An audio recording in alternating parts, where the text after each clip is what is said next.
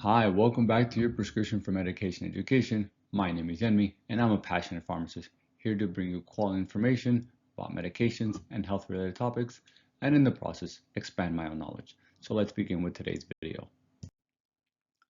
Glucagon-like peptide 1 receptor agonists bind to GLP-1 receptors to increase glucose-dependent insulin secretion, decrease inappropriate glucagon secretion, slow gastric emptying, and regulate appetite and caloric intake in the brain. These medications are synthetic analogs that resist degradation by dipeptidopeptidase 4. As an example, native GLP-1 has a very short half-life of about 2 to 4 minutes, whereas semaglutide has a half-life of about 1 week. Let's focus on their role in weight loss. These medications promote weight loss via appetite suppression and delayed gastric emptying. Within the arcuate nucleus, GLP-1 receptors are expressed on POMC CART neurons, and activation of these neurons promotes satiety, as I reviewed in my last video. They also indirectly inhibit orexigenic neuropeptide Y and agouti-related peptide neurons via GABA-dependent signaling. GLP-1 receptor agonists also modulate dopaminergic signaling in the ventral tegmental area, which is a key part of the brain's reward system, which leads to a decrease in the rewarding properties of food. In the periphery, GLP-1 receptor agonists slow gastric emptying by activating myenteric neurons in the gastric wall, which triggers nitric oxide-mediated and cyclic AMP-dependent pathways that inhibit gastric smooth muscle contraction, which prolong the sensation of fullness after meals. Tirzepatide is a dual agonist that acts on both GLP-1 receptors and glucose-dependent insulinotropic polypeptide receptors. GIP receptor activation provides additional effects such as direct effects on adipocytes, enhanced insulin sensitivity, superior beta cell function, and provides complementary central appetite suppression. Adipocytes lack GLP-1 receptors, but direct activation by tirzepatide on GIP receptors likely contributes to superior effects on body composition, such as greater reduction in visceral and subcutaneous tissue volume and improved liver fat content. GIP receptors are expressed across hypothalamic and brainstem regions, including the central amygdala. GIP receptor agonism indirectly activates neurotensin-expressing neurons within the central amygdala, which integrate metabolic, motivational, and aversion-related signals. This could possibly explain why tirzepatide users experience greater anoretic effect on satiety, reduced preferences for high-fat diets, and lowering sweet taste preference than users of GLP-1 receptor agonists alone. Examples of GLP-1 receptor agonists used for weight loss are liraglutide, semaglutide, and at the moment, tirzepatide is the only dual-acting GLP-1 GIP. In terms of their outcome on weight loss, liraglutide at a 3 mg daily dose can result in a mean weight loss of between 5.8 to 8% at 56 to 68 weeks. Semaglutide at a dose of 2.4 mg weekly can produce between 10.7 to 14.9% mean weight loss at 68 weeks. And tirzepatide at a dose of 15 mg weekly can produce a 20.9% mean weight loss at 72 weeks. Common adverse effects include GI-related effects such as abdominal pain, constipation, diarrhea, nausea, and vomiting. Non-GI adverse effects include fatigue, headaches, and nasopharyngitis. Its contraindications include personal or family history of medullary thyroid carcinoma, patients with multiple endocrine neoplasia syndrome type 2. Warnings include psychiatric effects, surgical procedures, a box warning for thyroid C-cell tumors, delayed gastric emptying and its effects on medications, and the FDA indications include diabetes mellitus type 2, chronic weight management, and weight-related conditions. The brand name for liraglutide that is formulated for weight loss is Saxenda, and it is a pre-filled pen injector with a concentration of 18 mg per 3 ml. The initial dose is 0.6 mg injected subcutaneously once a day, and then is designed to be titrated once a week The target weight loss dose is 3 milligrams once a day. It requires refrigeration upon use, but it can be stored at controlled room temperature up to 30 days. Caution is advised for patients with severe renal impairment. Although the exact cutoff value isn't listed, KDIGO lists severely decreased renal impairment as stage G4, which is a GFR between 15 to 29. The recommendation for hepatic impairment changes based on the individual circumstances, so you should refer to the monograph. For weight loss, it's approved for children 12 and older, and its drug interactions include insulin, anti-diabetic medications, and Syncalide. The brand name for semaglutide is Wegovy, and it's available in 5 strengths. The titration schedule for Wegovy is every 4 weeks with a target dose of 2.4 milligrams for weight loss. It must be stored in the refrigerator, and the autoinjector is stable for up to 86 degrees Fahrenheit for up to 28 days. It requires no renal adjustment. However, renal failure has been reported, and thus patients with renal impairment should be monitored. The recommendation for hepatic impairment changes based on the individual circumstances, so you should refer to the monograph. It is approved for children 12 and older for weight loss, and the drug's interactions resemble those for Saxenda. Tirzepatide's brand name for its weight loss formulation is Zepbound. It's available as an auto-injector and a cheaper formulation in a vial via Lilly Direct with a prescription, of course. It comes in 6 strengths, and its dose is titrated every 4 weeks.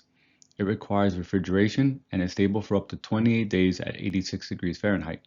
It does not require renal or hepatic adjustment and is not currently approved for patients under the age of 18. The drug's interaction resembles those for Saxenda and Wegovy, but hormonal contraceptive use has been emphasized as an interaction for Zepbound. An interesting note for our diabetic population is that weight loss efficacy is attenuated for patients with type 2 diabetes compared to those patients without diabetes. In patients using either semaglutide or tirzepatide by about 4.3 kilograms for semaglutide and 5 kilograms for tirzepatide. As stated earlier, GI adverse events are common amongst these agents. Nausea, vomiting, diarrhea, and constipation occur in 47 to 84% of GLP-1 receptor agonist users versus placebo. Treatment discontinuation ranges from 0 to 26% due to these adverse events across the various trials. The nausea and vomiting is associated with delayed gastric emptying caused by these medications, and interestingly enough, tirzepatide does not significantly slow gastric emptying because GIP receptor activation counteracts the gastric slowing effects of GLP-1 receptor stimulation. This may explain why tirzepatide achieves superior weight loss with comparable or potentially lower rates of gastrointestinal adverse events compared to semaglutide. There are several counseling points and strategies we can utilize to help ensure our patients do not discontinue these medications due to GI-related adverse effects. Number 1, patients should be advised to eat smaller planned meals, consume the food slower, avoid high-fat foods, and limit alcohol and carbonated beverages to reduce nausea and dyspepsia, especially during the first 48 hours after starting treatment and with each dose escalation. Medications such as ondansetron, H2 receptor antagonists, and PPIs can be utilized if needed.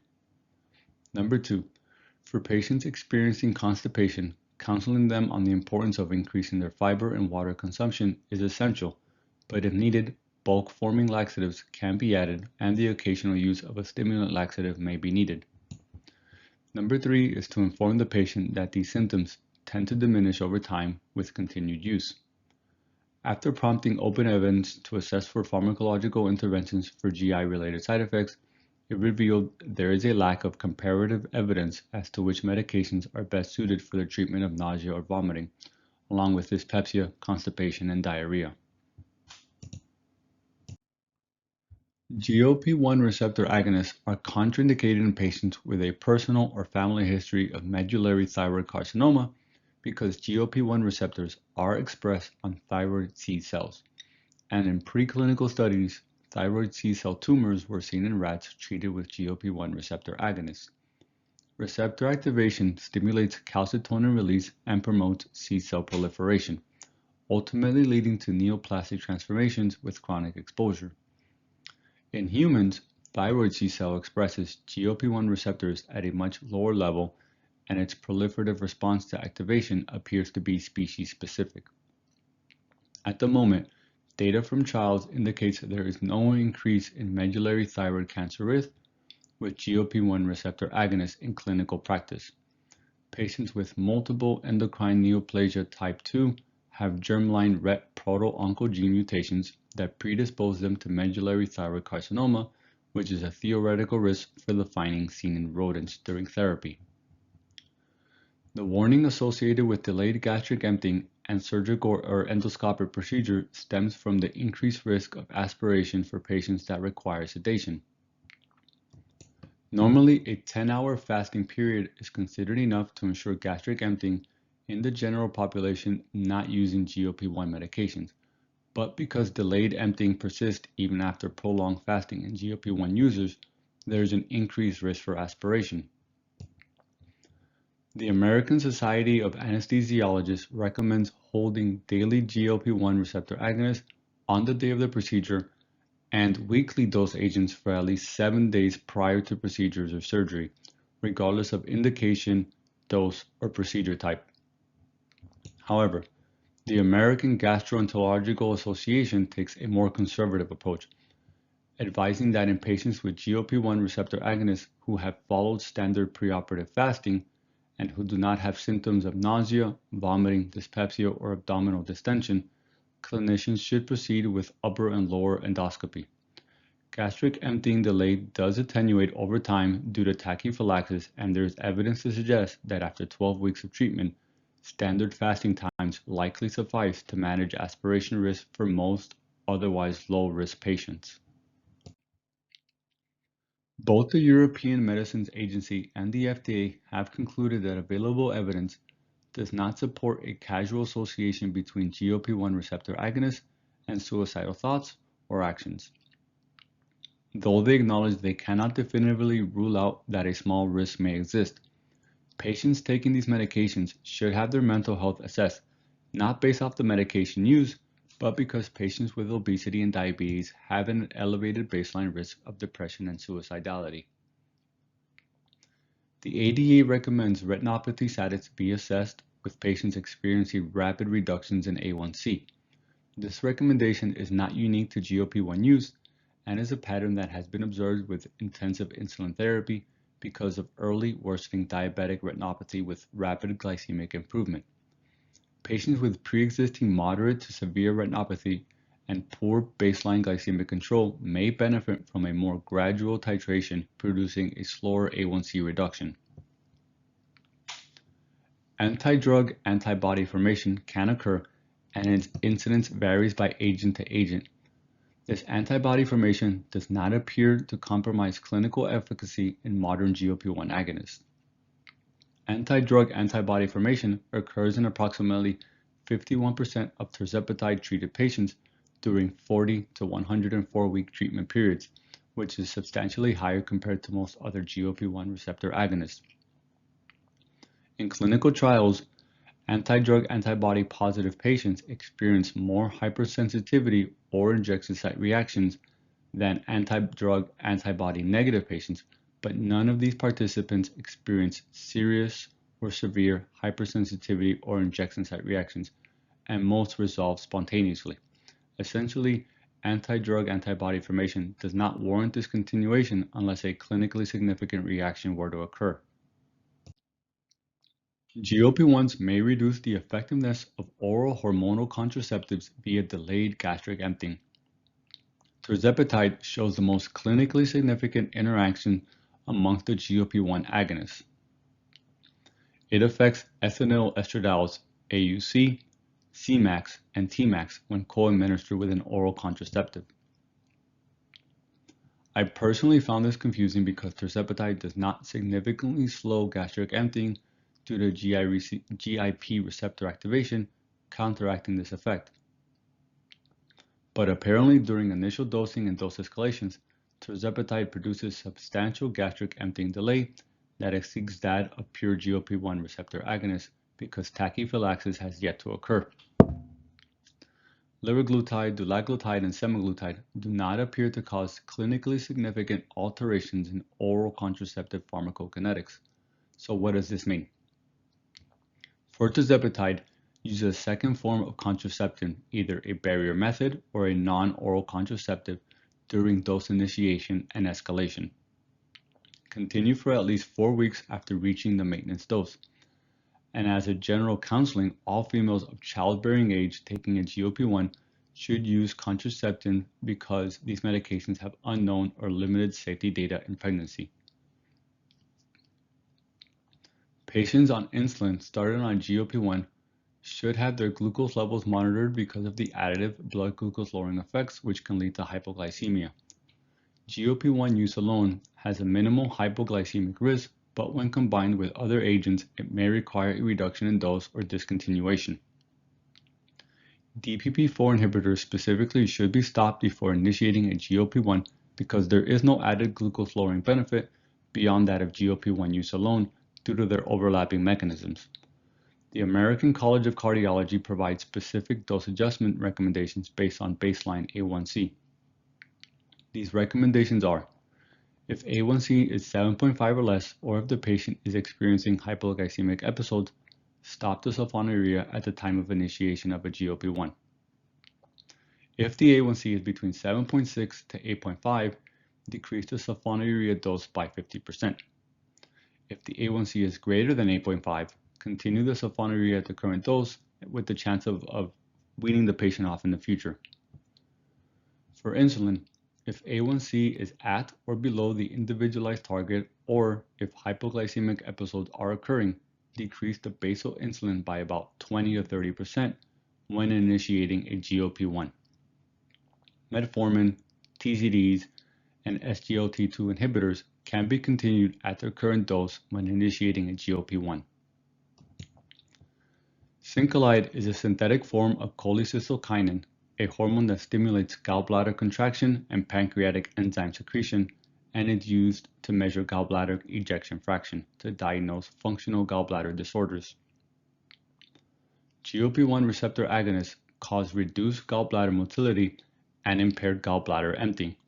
The interaction listed is based on a theoretical lower baseline gallbladder ejection fractions, which can be caused by GLP-1, leading to false positive diagnoses of biliary dyskinesia or functional gallbladder disorders. Just like last time, I've asked ChatGPT to generate some questions for me. These questions aren't very tricky like the ones you're going to be getting in a classroom, but they're just designed to help you apply the information to help the information stick.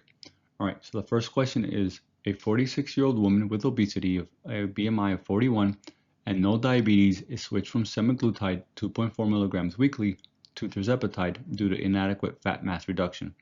After 12 weeks, she reports stronger satiety, reduced preference for high-fat foods, and less nausea than she experienced previously. Which mechanistic explanation best reconciles greater anoretic efficacy with comparable or lower GI tolerance?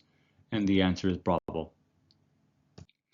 A 60-year-old man with type 2 diabetes on basal insulin and glimepiride is started on semaglutide for weight loss and glycemic benefit. Which adjustment strategy best minimizes hypoglycemic risk based on guideline-driven reasoning? The answer is Charlie. A patient on liraglutide for weight loss is referred for upper endoscopy under moderate sedation. She has been on therapy for 16 weeks and denies nausea, vomiting, or abdominal distension. Which statement best reflects current evidence-based procedural risk assessment? The answer is Charlie. A 38-year-old woman using combined oral contraceptives is started on tirzepatide for weight loss. She asks about contraceptive counseling. Which recommendation is most appropriate? The answer is Charlie. A clinician questions the biologic plausibility of GLP-1 receptor agonists causing medullary thyroid carcinoma in humans. Which explanation best supports why the box warning persists despite reassuring clinical data? The answer is Charlie. A patient with type 2 diabetes and a baseline A1C of 7.2 is taking metformin and glipizide. A GLP-1 receptor agonist is initiated. Which sulfonylurea adjustment is most appropriate? The answer is Delta. A patient receiving liraglutide for weight loss is found to have a family history of medullary thyroid carcinoma. Which statement best reflects the rationale for contraindication? The answer is Charlie.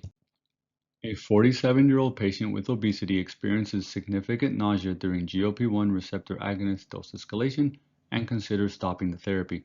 Which counseling strategy is best supported by available evidence? The answer is Charlie. A patient on tirzepatide develops mild injection site reactions and is found to be anti-drug antibody positive. Which conclusion is most consistent with trial data? The answer is Charlie. A patient on a GLP-1 undergoes Syncholide stimulated gallbladder ejection fraction testing and receives a diagnosis of biliary dyskinesia. Why should the result be interpreted cautiously? The answer is Charlie. And that was your dose for medication education. I do hope you enjoyed today's video. If you did, please consider subscribing and sharing my channel. Thank you and have a great day.